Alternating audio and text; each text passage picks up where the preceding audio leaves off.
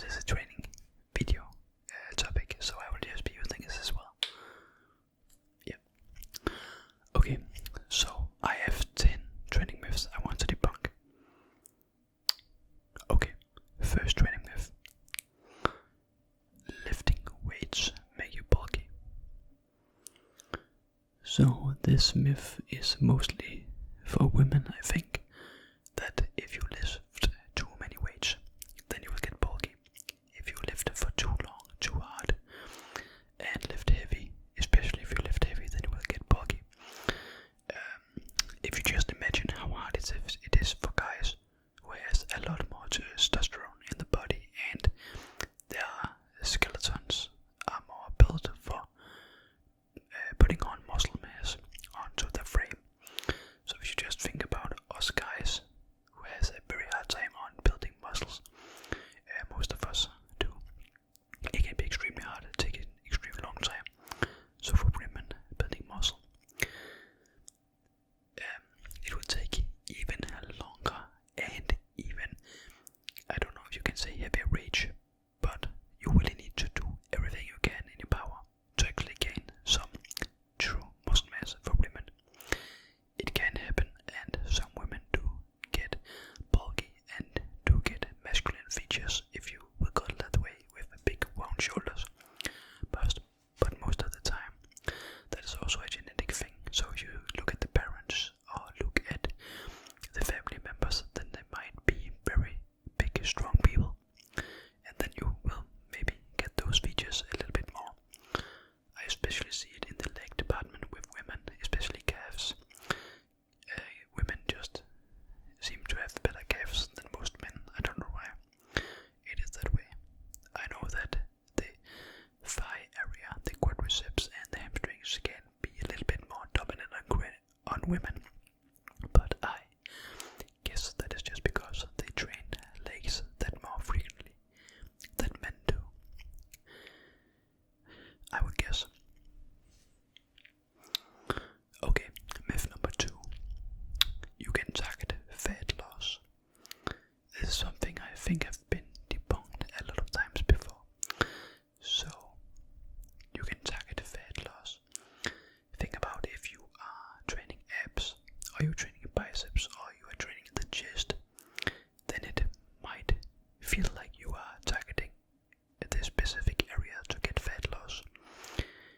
If you feel that is working, then it might be because you will put on a little bit of muscle there, and then the muscle will not decrease the fat per se. If you got more muscle mass, then your body has a higher tolerance for calories, then your body needs more calories because muscle is something added on to the body that needs energy, as it needs to get blood circulation, it needs to get antioxidants out of it, it needs to get fuel. So then you have a higher tolerance for calories if you have more muscle mass. But the thing about more muscle mass on a specific area, let's say if you have 2 pounds of fat on the chest, don't worry, you probably don't, it's very much. But if you have 2 pounds of fat on the chest, and you add 1 pound of muscle on the chest, then your chest will fill in a lot more, and then the muscle mass will somehow overcome the fat.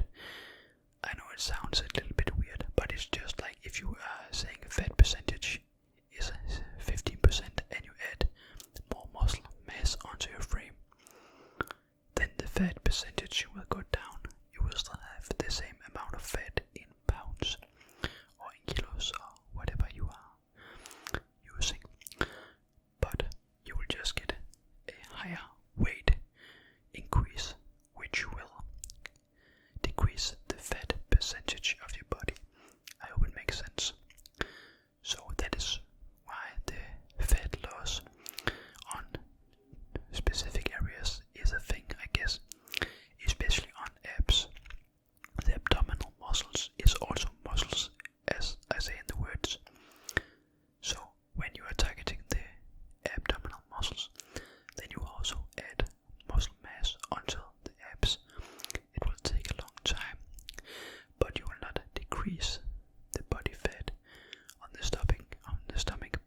training your abs, you will of course burn a little bit of calories by training in general, but you will not decrease the fat on the stomach just because you train the stomach. I would make sense. I try to explain it as good as possible, and I don't hope that I just went it on forever. Myth number 3, which is actually just a saying: no pain, no gain. By that, a lot of people think that if they don't get sore after a workout, like if I have just done this 100 times and I don't get sore tomorrow, then someone will actually think, or a lot of people will actually think, that it was not a very good workout. It could have been an extremely good workout. It could just have been that you are very good at replenishing your body, you are very good at getting the protein, the carbs, the sleep, get your stress level down. You are very good at recovering, so you recover that good that your muscles are not sore. If your muscles are sore for a long time, then you either have trained them too hard, so you might not could train them as frequently.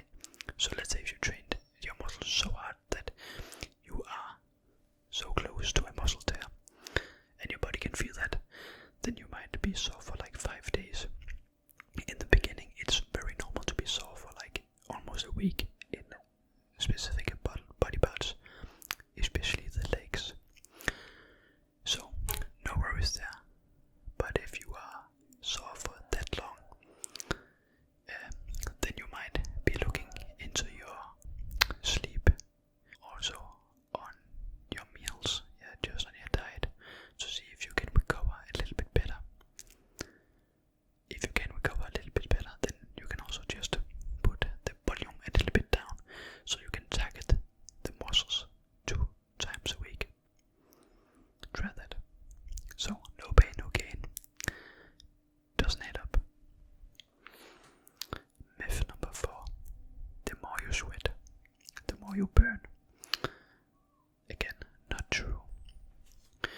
When you are talking about adding muscle mass, if we are trying to talk about that in the beginning, that is just hypertrophy. So you are just adding on. You want to get a little bit better, not every time, but if you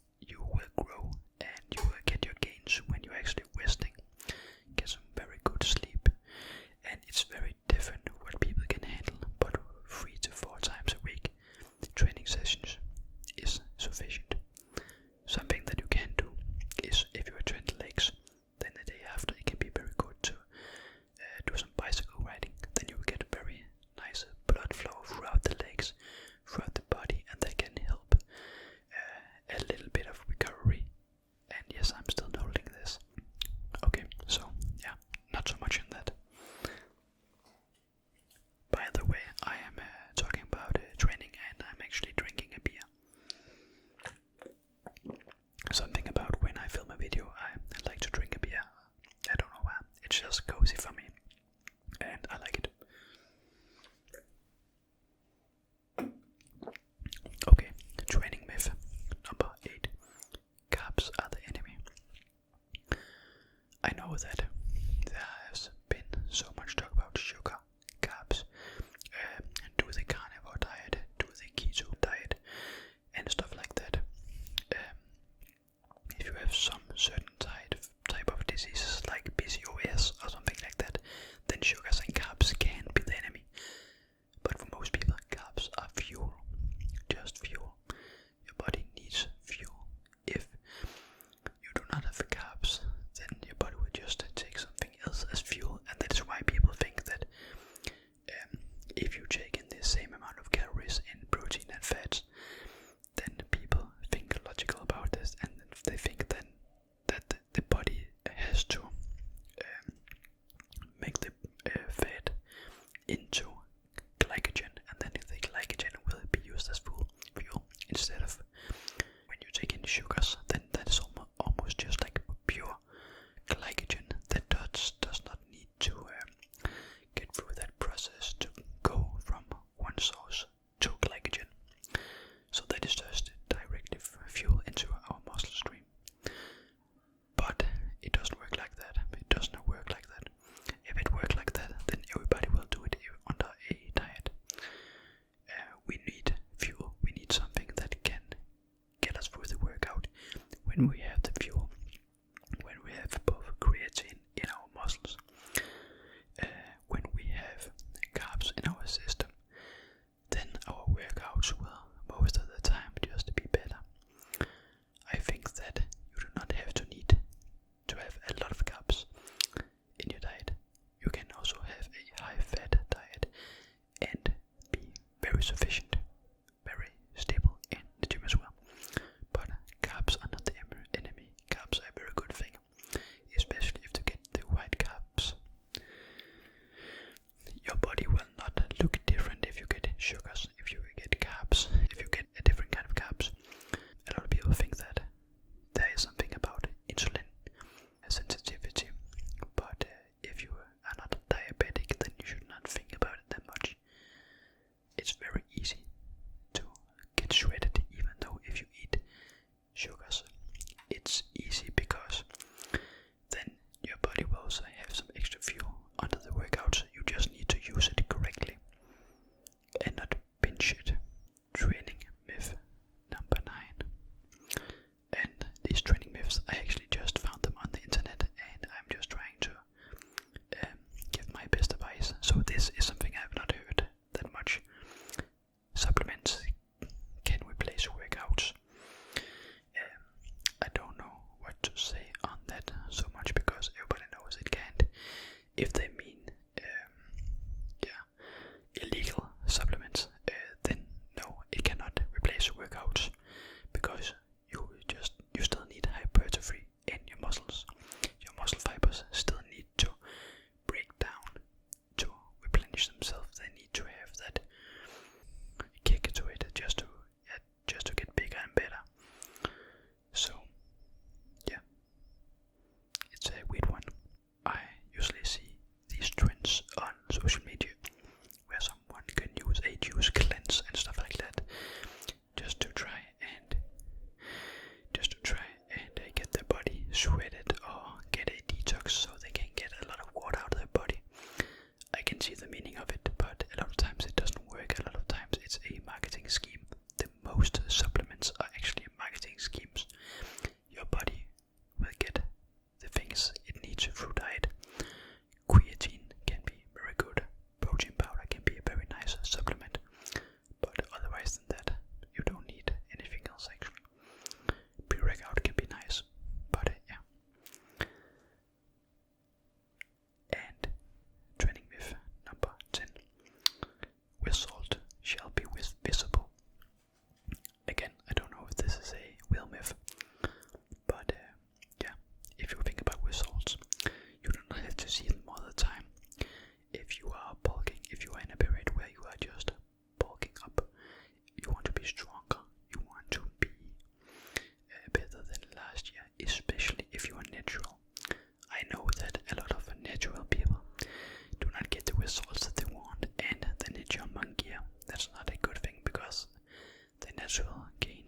also something that is very keepable. So when you get older, then the natural gains will just be something that you can keep a lot more than if you have jumped on gear or stuff like that. The strength gains as well will also be very nice to have and doesn't have to be that visible.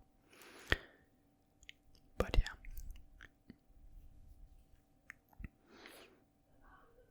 It just takes an extremely long time and consistency, and you do not have to go off trail for that long for your body to look worse.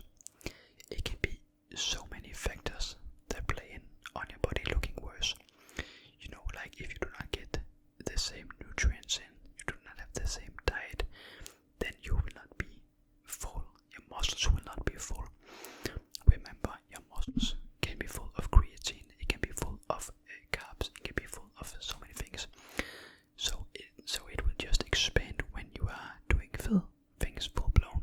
And when you're just taking a step back, you're on vacation for a couple of weeks maybe, and you don't train that often, you do not follow a diet, you get a lot of salt and you get a lot of different things in, a lot of junk, then your body will just look a lot worse. But a week or two in your training again, and you will be almost 100% again. I promise you that. Even though if you have binged a lot and you also have been drinking a lot, so it's not that serious. Okay, so I guess that was actually everything for today. This was the training myths. I think the last couple of myths I found on the internet was not they were not the best in my opinion. But